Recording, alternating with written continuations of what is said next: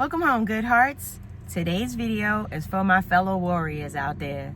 The ones that are living with physical pain, other chronic conditions, or healing from physical trauma, because I know how much these things can break down your self-confidence. If that's you, I see you, I feel you, and I'm sending love to every part of your body that hurts. This one is personal because I've been there, and I am there. But I'm not staying stuck there, and neither are you. So let me just tell you a little something about my healing journey. I have lived with a daily chronic pain condition since December of 2007. My life changed after a couple of car accidents, and that started a chain reaction I couldn't have predicted. I ended up with titanium screws in my spine, chronic pain, and later a diagnosis of severe gastroparesis. If you've never heard of gastroparesis, it basically means that my stomach doesn't empty properly. So a lot of food just sits there. Fun times, right?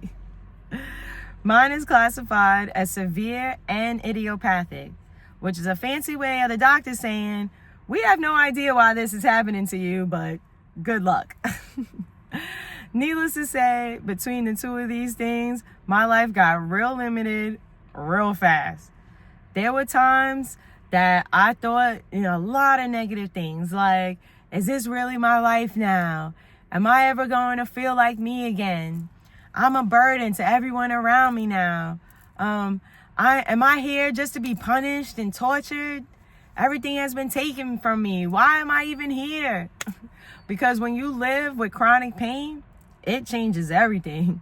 I can't sit or stand too long, can't walk too far without it greatly increasing my pain. I'm always adjusting, managing, compromising. But one of the hardest things to deal with was what the pain started to do to my mind. The sadness, the isolation, the quiet grieving of the life that I thought I'd be living.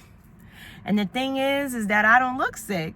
So most people would never guess that I'm in pain unless I actually tell them, which I usually don't.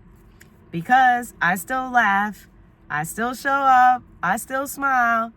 Not because I'm not hurting, but because I've trained my mind to look for the joy anyway. At some point, I had to make a decision. Either I was going to let my injuries destroy me, or I was going to define myself, even with the injuries. And that's when everything started to shift.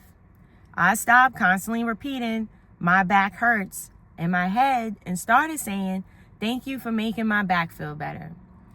Even though it wasn't. I had to start talking to my body like I would talk to someone that I love. Gently, encouragingly, and, with a little hope. Instead of fighting my body, I started working with it. So if you're in a similar situation, I want to share a few things that I have found to help me. Things that don't involve medication, because pain medication aggravates gastroparesis. So my stomach will just throw those right back up.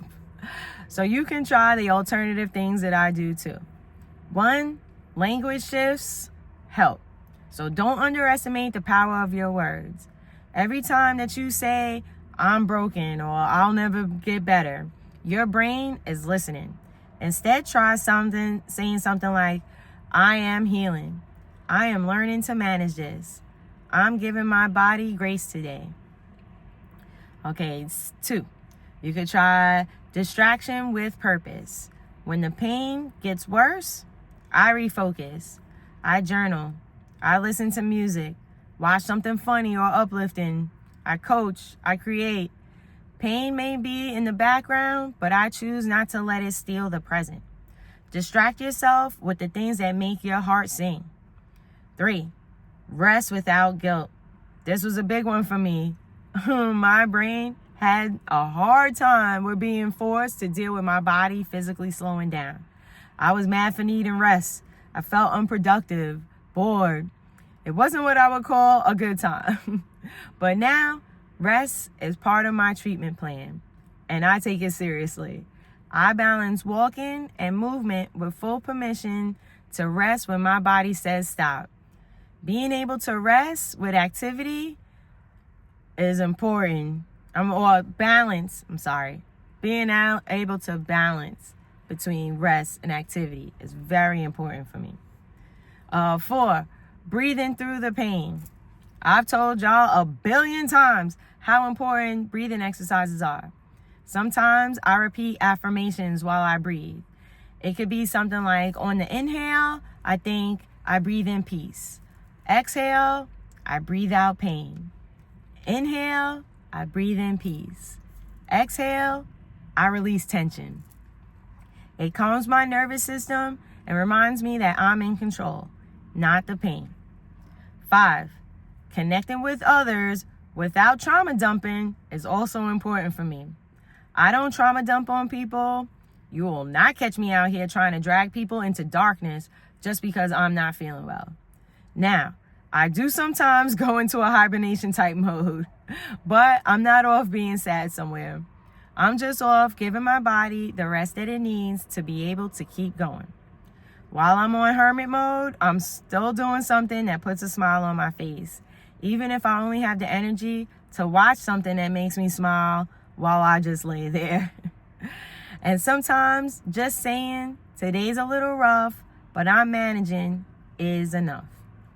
6, staying kind, even when I'm in pain, is important to me being able to maintain my own sanity. Like I was just saying, just because I don't feel good doesn't mean that I get to make others feel bad too. I've met people who let their pain turn them bitter, and that's not the road I'm taking. I smile through it, not because it's easy, but because I choose joy on purpose. Even when I was in the hospital to get the screws put in my back, I maintained a smile. Fun fact, because of my gastroparesis, when they gave me high-end painkillers in the hospital, they're also supposed to give me anti-nausea medication. This time, though, one of the nurses dropped the ball with giving me the right meds. After getting screws put in me on Thursday evening, by Saturday morning, I was throwing up with incisions on both front and back. So nowhere to brace myself. The pain was just like radiating throughout at levels that I can't even put into words. Yada, yada, yada. I then had to go the entire day with no pain meds at all, immediately after being put into sky-high pain levels. My body started involuntarily shaking from the pain being so high. Yet every doctor and nurse that came through that door still got the same me, still got a smile. And when I tell you that it's a whole lot easier to look in the mirror and say I love you when you're not out here making sure that you spread your pain to others, yeah, it's great. I understand how hard it can be to navigate the medical industry sometimes. I have had myself misdiagnosed more than once. Both me and my mom have been told that we needed surgeries that we didn't need at different points in our lives, right? When I first hurt my back, the doctors treated me for a UTI that I didn't have. My mom had to have a hysterectomy, not once but twice, because the first time the doctors didn't actually do the surgery. They just went in there and basically pretended to. Then later, when I was in the 7th grade, the doctors told her that she was going to pass away if she didn't get a colostomy surgery. She didn't get it. She's still here and doing just fine. Another time, I had cysts growing in the back of my hands. The first doctor told me that I needed surgery. The second one fixed it with a couple of rounds of cortisone shots. I could actually go on with these medical field nightmare stories, but you get the point. I totally understand how hard this environment can be to navigate and how much it can break your confidence. But here's the thing. Now that I've walked this healing journey, I can see the divine redirection in it. At the time, I didn't understand why this was happening. I was angry, confused, but now I see it differently. Sometimes what feels like a breakdown is actually a setup for a breakthrough. My injuries forced me to slow down, to listen, to evolve. And now I'm helping people like you do the same. I figured out ways to turn that pain into power And now I'm here to give you the blueprint on how to reclaim things like peace, confidence, and self-love. Because I've been there. And I know you can come out stronger, softer, wiser, and more powerful on the other side. I had to look at the things that it gave me in life instead of taking constant inventory of the things that it took from me. Try doing the same thing with your illness or injury. Ask yourself things like, in what ways did this make me stronger? What did this teach me about myself? What did it teach me about the people around me? What direction did it lead me to next? Refocus off of the bad and onto the good, and see what you can come up with. If you're living with a chronic condition or illness, especially the ones that people can't clearly see by looking at you, this is your reminder: you are not broken. You are not a burden.